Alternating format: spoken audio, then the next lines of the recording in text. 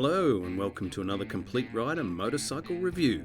In this episode we take a look at Suzuki's M50 Boulevard.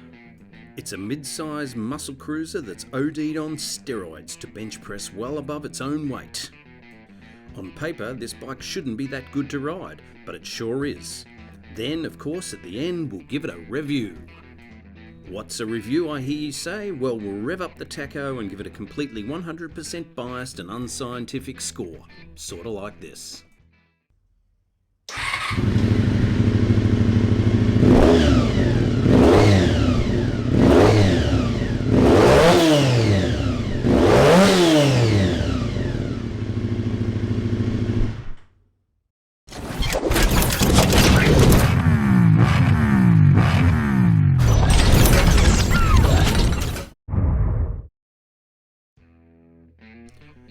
Well, we're back in 2011 to look at Suzuki's mid-size muscle cruiser, and speaking of muscles, it was the year we found out that Arnold Schwarzenegger had flexed his main muscle and had a love child with his housekeeper.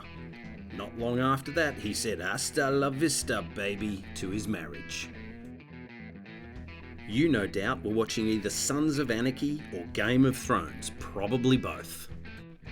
Katy Perry had a hit with Firework, and some people may have thought of something else to do with her and all that gunpowder.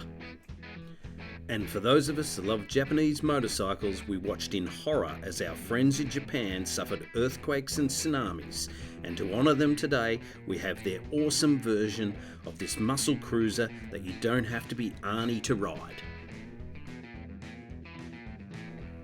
There's always been a market for small capacity V-twin cruisers, but they always seem to lack that something special. Too small looking, too underpowered, and their sound never really made you want to wait to see what was coming down the road. But I think Suzuki really nailed it with this one. If you were, or if you are in the market for a mid-size non-sports bike, you could do a lot worse than the M50. The muscle cruiser genre started way back with Yamaha's VMAX, and then Harley-Davidson's V-Rod made it really take off.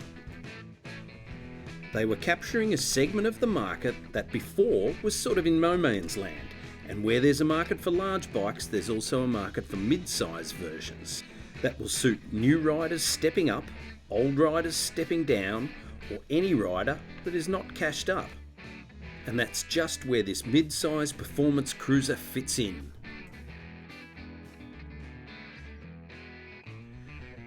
Suzuki released the M50 in 2005, along with its big bro, the M90, and twin sister, the C50. But it was the M series that caught my eye at the time. In particular, the M109R, released a year later in 2006, with its 1800cc engine and in-your-face looks. Whether you call them power cruisers, performance cruisers, or muscle cruisers, it was a segment of the market that saw rapid growth, and all of the manufacturers had their own versions to try and capitalise on.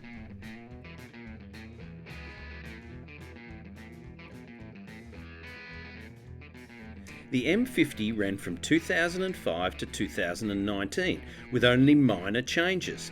The one we have here today is from 2011.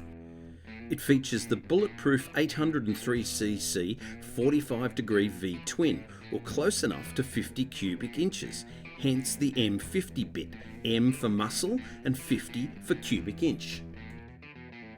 It was water-cooled with electronic fuel injection, mated to a 5-speed gearbox and a shaft final drive.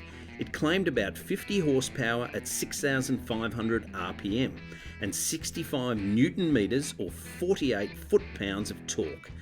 It weighed in at 269 kilograms wet or 593 pounds and did the quarter mile in about 14 seconds. Tank size was a reasonable 15.5 litres or 4.1 gallons, which would do somewhere around about 300 kilometres or 185 miles before you were pushing. If you've enjoyed this video so far, please give it a like, and if you're not a subscriber, please subscribe, just down there on the right so you won't miss an episode. It ran cool upside down front forks and a hidden rear shock that not only looked good, but all the journos at the time seemed to rave about, with many rating it the best handling bike in its category. Brakes are more than adequate for its performance, with a 300mm disc up front and a large drum on the rear. Aiding the muscle look are the dark grey cast alloy rims as opposed to the wire wheels of the more classic cruiser, with chunky 130/90/16 front tyre and a 170/80/15 rear tyre giving it a tough stance. LED taillight, cut down guards, bullet indicators, idiot lights on the tank for indicators, fuel and neutral, and a clamshell style speedo behind the bars reminiscent of the V-Rod, with a cool looking headlight cowl that finishes off the tough look and gives it a personality all of its own, as does just the right amount of chrome. Its low seat at 700mm or 27.6 inches is relatively comfortable and vibration free. As I said, this muscle cruiser rides way better than it deserves to. A great balance between power, acceleration, torque, handling, weight and looks, and is well suited to cruising down by the beach or quicker long distance weekend rides. This particular bike runs aftermarket leather panniers and a pillion backrest, heated hand grips for those chilly Melbourne mornings, but the piece de resistance has to be the aftermarket Vance & Hines pipes. The sound out of this little 800cc donk is incredible and gives many bigger bikes a run for its money, so let's have a listen and a cruise on this little monster of a bike.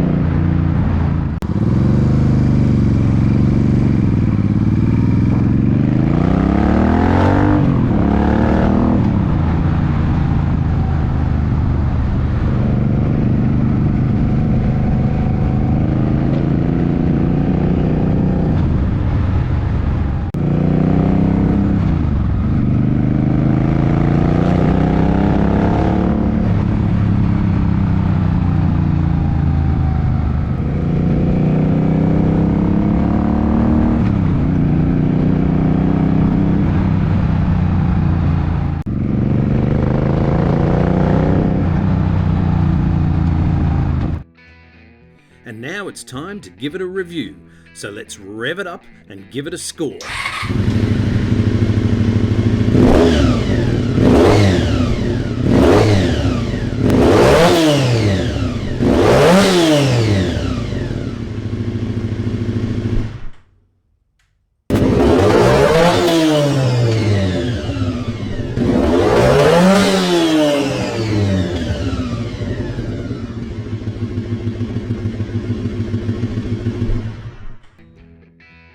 Yep, I gave it 11 grand because it's just fantastic value for money.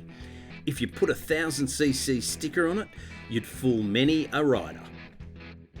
Keep it just as it is and ride it with a smile, or pump a couple of grand into modifying it. Bob it, black it out, customise it, and you could have a cool, one-of-a-kind bike without needing to sell a kidney to get it. Comment below with a list of mods that you'd consider for this little beast.